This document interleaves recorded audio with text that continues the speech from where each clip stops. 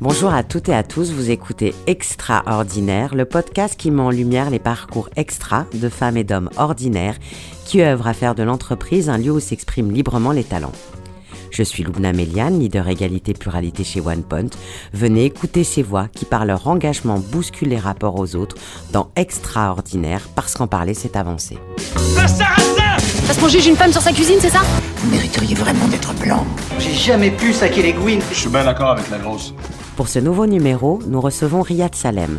Athlète et champion para-olympique, Riyad Salem, dès son plus jeune âge, a été orienté vers le sport. Malgré de nombreuses embûches, cette passion s'est transformée en parcours d'athlète de très haut niveau. En natation, en basket fauteuil et depuis peu en rugby fauteuil. En tout, 15 titres de champion de France, 3 titres de champion d'Europe, recordman du monde du relais 4 nages et 3 participations aux Paralympiques. Il a également fondé CAPSA, club handisport parisien dédié à la sensibilisation et handicap via le sport, mais aussi Educap City, programme à destination des 9-14 ans sur la citoyenneté, le civisme et la fraternité. Entrepreneur social, Riyad est directeur associé de Séquence Clé Production, une entreprise adaptée employant 80% de personnes en situation de handicap. Il est aussi consultant auprès des entreprises et des médias, vice-président du Comité olympique d'Île-de-France et ambassadeur des JO 2024. Bienvenue Riyad. Bonjour Loubna. Alors, tu es né en Tunisie, mais dès ton plus jeune âge, tu as dû quitter ton pays d'origine. Est-ce que tu peux nous expliquer pourquoi ? Alors, j'ai quitté, c'est pas moi qui ai quitté, Ouais. c'est mes parents qui m'ont emmené en France pour pouvoir me soigner à cause du handicap que j'ai, comme je suis amputé des 2 jambes et au niveau des mains. Donc l'avenir n'avait pas vraiment d'horizon en Tunisie en ce qui me concerne. Et comme mon grand-père était un ancien combattant français, il leur a dit si vous voulez sauver votre enfant, il faut aller de l'autre côté de la Méditerranée. C'est comme ça que je me suis retrouvé en France vers l'âge d'1 an et demi, 2 ans. D'accord, donc très jeune. Très très jeune, ouais. T'as encore quelques souvenirs de la Tunisie ? Alors j'ai quelques petits souvenirs, mais comme j'y allais régulièrement tous les étés, donc les souvenirs ont continué à se construire au fur et à mesure des années. Alors, comme on vient de l'entendre, tu es un sportif de très haut niveau. Est-ce que tu peux nous expliquer d'où te vient cette passion pour le sport et surtout, qu'est-ce qui fait que dans ta situation, on se dise, bah ouais, je veux faire du sport et je veux pourquoi pas faire du sport à un haut niveau ?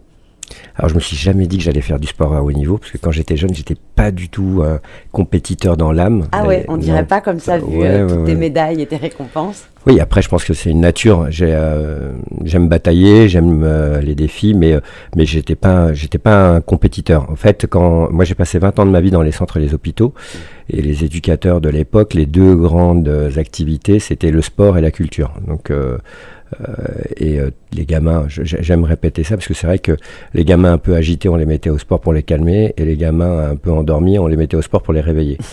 Et après, moi, j'ai une passion qui était le basket. Alors ça, je sais pas pourquoi. Donc ça a été le basket, mais bon, avec le handicap que j'avais, on m'a dit qu'il fallait plutôt passer à autre chose. Et donc c'est pour ça que j'ai commencé en natation, quoi. Voilà, donc j'ai fait équipe de France de natation. Et après, j'ai fait 18 ans d'équipe de France de basket. Et maintenant, pour ma retraite, je suis au rugby. Voilà. La retraite au rugby, c'est pas mal. Et j'ai vu, c'est hyper sportif. C'est très physique, le rugby fauteuil. C'est assez impressionnant. On a l'impression c'est même violent. Danser. Oui, ça peut être violent. Oui, j'ai vu quelques fauteuils basculer. Est-ce que pour toi, c'était aussi une façon de tordre le cou aux idées reçues par rapport à l'handicap et de dire que finalement, on peut tout faire ? Alors, je suis pas du tout dans cette culture revancharde, des choses comme ça. Moi, en fait, je me suis laissé porter par la vie. Et à un moment donné, vous avez des chemins, c'est est-ce que vous continuez à vivre dans ce monde ou est-ce que vous avancez ? Donc, de manière très pragmatique, je me suis dit, bon, la mort, c'est quelque chose qui est garanti pour tous. Donc, je vais peut-être me préoccuper de la vie, d'essayer d'être heureux. Voilà, j'ai décidé d'essayer d'être heureux avec tous les désavantages que Mère Nature m'a offert au démarrage. Et voilà, quand on essaye et qu'on avance à petits pas, on s'aperçoit que sur le chemin, il y a quand même des jolies fleurs qui vous attendent, et des jolis parfums, des jolies rencontres. Et j'ai fait des très belles rencontres, des personnes qui ont cru en moi, alors que moi-même, je ne croyais pas en moi. Et donc, ça m'a permis de m'accrocher à ces personnes et de devenir aussi, de construire le personnage que je suis devenu aujourd'hui. Et quelle est pour toi la victoire dont tu es le plus fier et surtout, est-ce que, à ton sens, il existe des qualités essentielles pour réussir ? Alors moi j'ai un truc un peu particulier, c'est que je suis pas fier de mes victoires, je suis fier du chemin de la victoire. D'accord. C'est-à-dire le fait de cheminer vers la victoire, c'est ce qui me rend fier parce que ça me met en mouvement, ça me fait vibrer, ça me fait vivre. Et une fois que la victoire est là, en fait tout de suite il y a un truc qui se réenclenche, c'est la prochaine victoire. En fait, je suis un peu nostalgique du futur, donc c'est plutôt qu'est-ce qui va se passer demain qui m'intéresse. Ce qui s'est passé, voilà, dans mon palmarès, je suis là, je me dis c'est sympa. C'est énorme, attends, recordman du monde de relais 4 nages, 15 titres de champion, je veux dire, oui, c'est impressionnant. Oui, c'est vrai, c'est impressionnant, mais ce qui est intéressant, c'est demain. Voilà, oui. Là, ça fait, j'ai participé à 5 Jeux paralympiques officiellement et j'aimerais bien continuer à aller conquérir d'autres jeux, mais c'est ça qui me fait vibrer au fait. Et ma fierté, elle est plutôt dans... Aujourd'hui, j'ai une fierté, c'est un programme sur EduCapCity, ça me rend assez fier de pouvoir, entre guillemets, créer cet événement vis-à-vis de la jeunesse. Ça, ouais, j'aime beaucoup parce que je me dis que c'est quelque chose qui est impactant, qui est utile et qui permet à notre jeunesse d'avoir un autre son de cloche que tout va mal dans ce pays, que tout n'est pas bien, et montrer comment notre cité est organisée, tous les acteurs de la cité, pour que ces gamins aient un peu plus d'anticorps psychiques, un esprit critique face à cette nouvelle mode d'éducation qu'est le numérique. Et ça me plaît bien, quoi, de savoir ce qui se passe dans sa ville et puis d'en prendre conscience et surtout d'avoir conscience que demain tous ces métiers, tous ces talents, ils en feront partie, quoi. C'est leur avenir et c'est notre avenir à nous aussi, quoi. Alors tu me fais une très très belle transition. Je sais que voilà, le sport a une place essentielle et importante, mais il n'y a pas que le sport. Est-ce que tu as eu le besoin ou tu as ressenti le besoin de t'engager au niveau associatif? Comment tu expliques cet engagement? Pourquoi? Parce que tu avais une certaine forme de reconnaissance à travers le sport, à travers ces victoires, mais on sent bien à travers ton parcours que c'était pas suffisant, quoi. En fait, le monde associatif, je l'ai croisé parce que, sorti de l'école avec mon petit diplôme, personne ne voulait de moi. Et donc, à un moment donné, on se dit, quand vous avez des gens qui vous disent, vous avez une pension, on m'a pas emmerdé toute mon enfance, mon adolescence, à aller à l'école pour à la fin me dire, tu vas rester devant la télé, attendre la mort. Donc, je me suis dit, On t'a vraiment dit ça? Ouais, tu te retrouvais face. Ouais, mais c'est important. Oui, ça veut dire qu'on vous dit, on vous prépare à l'extérieur, sauf que l'extérieur n'est pas prêt à vous recevoir. Ouais. Donc, quand vous avez un corps différent et un mode de fonctionnement différent, c'est pas évident, quoi. Et donc, je me suis dit, l'État me donne un montant X, ça fait l'équivalent d'un mi-temps. Je vais considérer que les citoyens, ce sont mes patrons. Hein, c'est ce beau pays qui est mon patron et je vais donner du temps à des associations. Donc, c'est comme ça que j'ai créé mon emploi dans ma tête pour créer une activité, et j'avoue que j'ai découvert le monde associatif comme ça. J'ai pas mal fait d'humanitaire à cette époque-là de ma vie, et j'ai découvert cet engagement des gens qui n'avaient pas de lien pécunier avec les choses et qui, pour moi, étaient le symbole de la liberté, une des grandes valeurs de la République. Ça veut dire pouvoir faire les choses sans être payé, juste parce que on désire le faire, qu'on a envie de contribuer autrement que par rapport à un rapport d'argent. Et je trouvais que cette valeur-là du bénévolat dans notre société, je le voyais pas trop dans les autres pays. Et je me disais qu'on avait quand même la chance et une vraie richesse, c'est que les citoyens s'engagent chez nous pour essayer de faire avancer et changer le monde. Et que il y a le politique, il y a l'économique, mais il y a aussi le citoyen et qu'il a vraiment sa place dans cette société. Ça crée une triptyque, un équilibre qui pour moi est fondamental. Alors, je sais que tu es très attaché à la jeunesse. Pour toi, c'est un peu...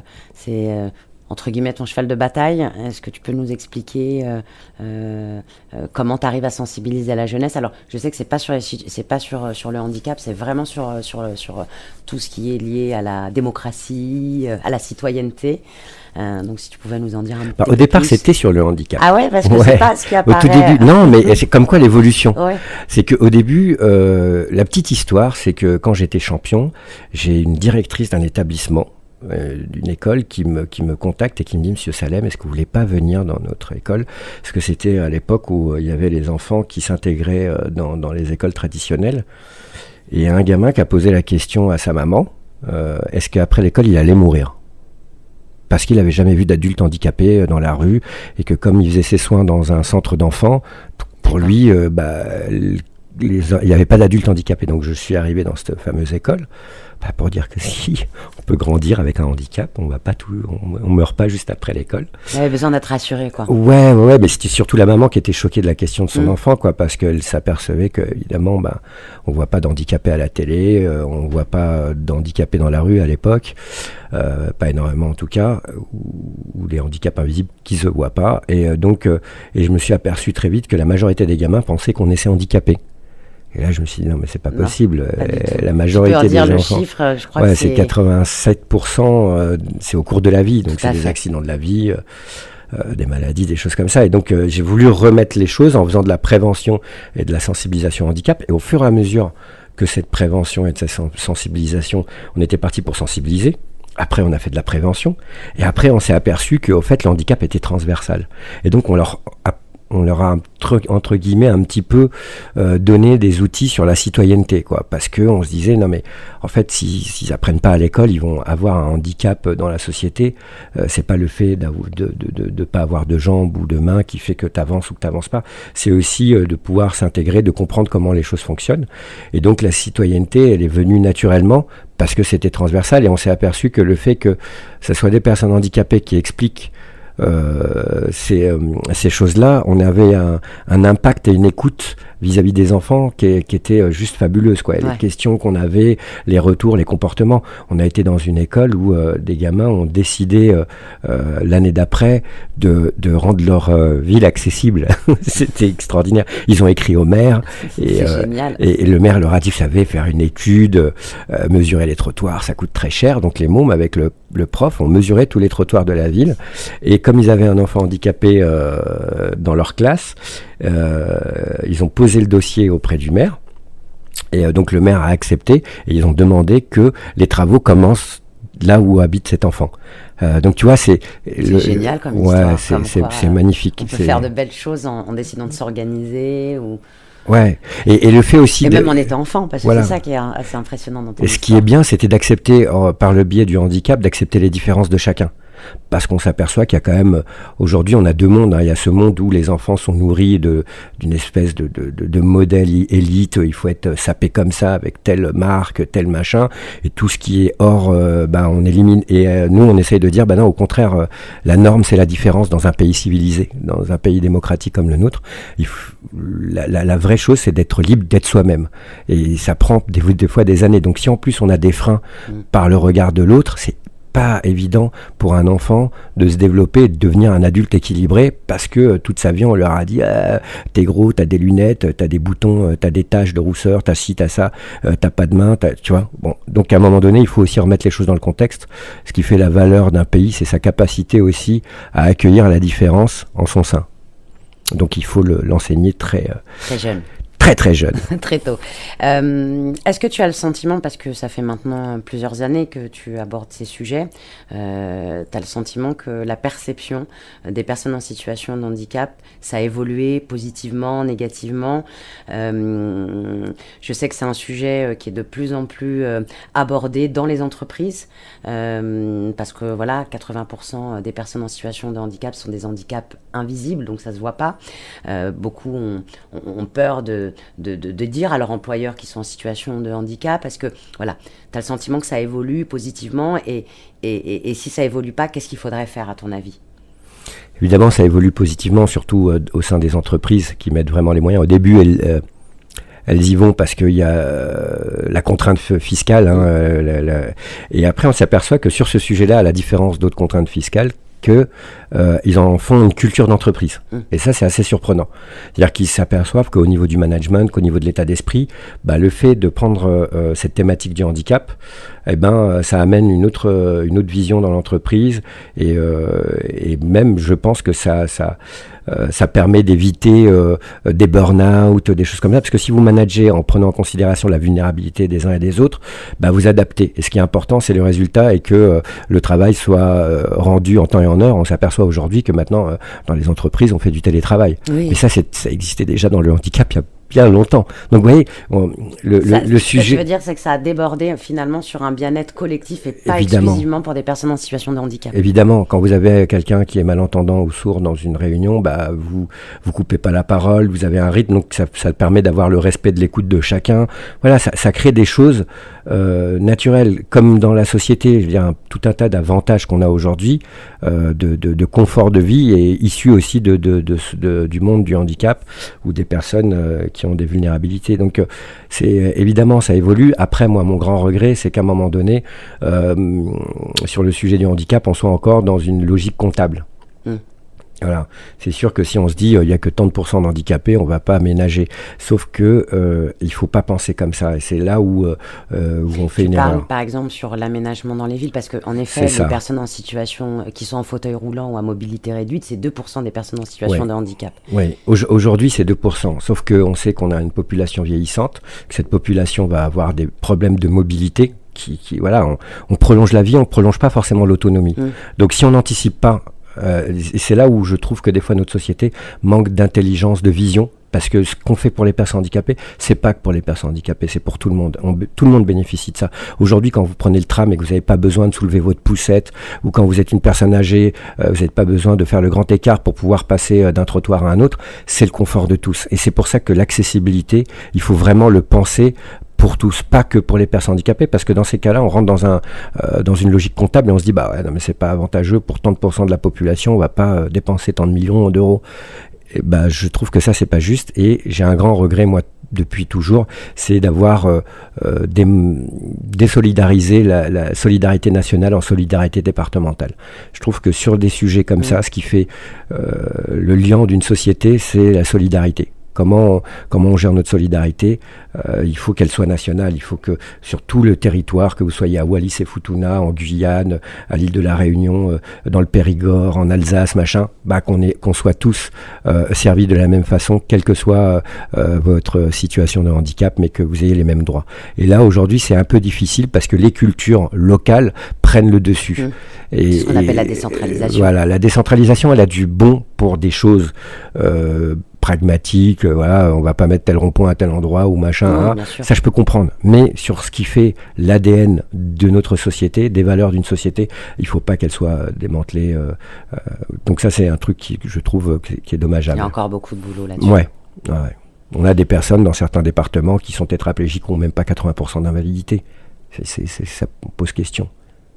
Et moi, je peux le comprendre de manière mathématique. On se dit, bah oui, s'il a 80%, il faut qu'il ait une aide humaine, donc il faut qu'on paye une assistance, il faut qu'on... Voilà. Il y a une gestion comptable, en fait. Il y a une gestion comptable qui est, pour moi, malsaine. Et il faut qu'à un moment donné, la comptabilité, la finance soient au service des valeurs humaines que chacun a le droit d'avoir. Avant-dernière question, quel conseil tu donnerais à des personnes qui veulent faire bouger cette thématique, ce sujet-là, au sein de leur entreprise ? De pas avoir peur. Souvent, la première chose, c'est pas forcément la peur du handicap, des fois, qui nous bloque.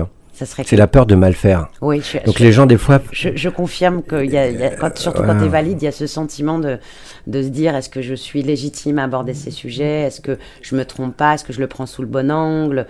Il y a cette inquiétude, bien sûr. Là, tu vois, tu viens d'exprimer tes peurs. Mais oui, ça va. Grâce à toi, elles vont mieux, mes peurs. Ouais, t'inquiète pas. Je t'accompagnerai dans cette grande, aventure. C'est souvent... ceux qui veulent pas en parler, c'est simple, ils payent et puis fin du bal. Par contre, ceux des fois qui veulent traiter le sujet, des fois il y a un frein parce qu'ils ont besoin aussi d'être assurés et ils savent pas forcément comment être accompagnés. Donc il faut bouger dans tous les événements qui existent. Il y a des salons, il y a des experts, il y a des cabinets, il y a des consultants. Il faut pas avoir peur déjà de se faire accompagner. Parce que c'est pas parce qu'on vous donne un titre que vous avez l'expertise tout de suite. Tout à fait. Donc ce qui est important, c'est de prendre la fonction et puis après d'aller chercher les gens pour vous accompagner. Et moi j'aime cette phrase de l'abbé Pierre qui dit il faut pas attendre d'être parfait pour commencer à faire quelque chose de bien. Et souvent, malheureusement, aujourd'hui, les entreprises exigent un résultat, mettent des choses qui, je pense, ils oublient le temps comme un bon agriculteur, de laisser poser, de planter, de labourer. Il y a des cycles pour construire les choses, et je pense que sur le sujet, quel que soit le sujet, mais surtout sur le sujet du handicap, parce qu'on est vraiment sur la matière humaine, il faut aussi se laisser le temps, et que les résultats arrivent en règle générale quand le temps a été bien pris. Donc ne pas avoir peur, voilà. Et y aller piano. Progressivement, moi j'ai accompagné des entreprises, je leur ai dit, le résultat, dans 3 ans, et on a eu le fait, rien que dans la volonté de laisser du temps, la même année où on a commencé à travailler, ils avaient des résultats. Mais parce qu'ils étaient dans cette dynamique où ils se sont laissés le temps, en se disant, on a 3 ans pour atteindre ces objectifs. Et donc les objectifs sont arrivés beaucoup plus vite parce qu'ils n'étaient pas dans la précipitation. Ils n'ont pas fait les erreurs de ceux qu'il fallait absolument mettre ça. On a fait des accessibilités, puis il faut tout recasser parce que on n'a pas mis les choses dans le bon endroit. On n'a pas embauché les bonnes personnes parce que on s'est pas laissé le temps de savoir si au-delà de son handicap, il était compatible avec la culture d'entreprise et les autres collaborateurs et collaboratrices. Voilà, donc tout ça prend un temps incompressible. Et aujourd'hui, les entreprises, on le sait, n'ont plus le temps. Et donc, il faudra remettre la notion du temps pour pouvoir gérer les choses sainement. Et comment on peut rassurer un collaborateur qui est en situation de handicap et qui n'ose pas se déclarer parce qu'il a le sentiment que ça peut le bloquer dans sa carrière professionnelle? Quelle garantie? Voilà, moi, c'est quelque chose qui m'intéresse. Donc, c'est pas le convaincre. D'accord. Ça sert à rien du tout.